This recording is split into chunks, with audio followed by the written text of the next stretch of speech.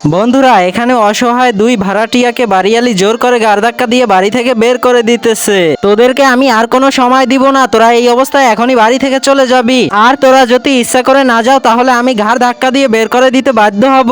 আর ঘরের কোনো মালামাল নিবি না, যখন টাকা দিবি তখন নিবি। আর এখন এক কাপড়েই বের হয়ে যাবি। এখনই বেরিয়ে যা ছোট লোকের বাচ্চা, আমার সামনে আর ভুলেও টাকা ছাড়া আসবি না। আরে ম্যাডাম, আমাদেরকে আর একটা মাস সুযোগ দিন, আমরা সব টাকা পরিশোধ করে দিব। তাও এভাবে তাড়িয়ে দিয়েন না।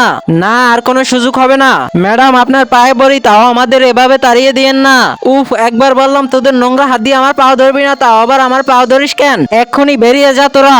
আরে বিথি, কি ব্যাপার? তুমি ওনাদের সাথে এরকম ব্যবহার করতেছো কেন? তুমি কি ভুলে গেছো ওরা 3 মাস ধরে টাকা দেয় না? এখন আবার বলে আরো 1 মাস থাকবে, তারপর কাজ পেলে তারপর টাকা শোধ করবে। আমি আর কোনো সুযোগ দিব না ওদের, অনেক সুযোগ দিয়েছি। এখন ওরা এক কাপড়ই বাসা থেকে বের হয়ে যাবে, আর ওদের মালামালও নিতে দিব না। আমাদের সব টাকা পয়সা শোধ করে দিবে, তারপর আবার মালামাল নিতে দেবো, এর আগে না। আচ্ছা, টাকা দিতে পারে নাই তাই বলে তুমি এদের সাথে এরকম ব্যবহার করতে পারো না, কিন্তু আমি ঠিকই করতেছি। ওদেরকে আমি এখনই ঘাড় ধাক্কা দিয়ে বের করে দিব।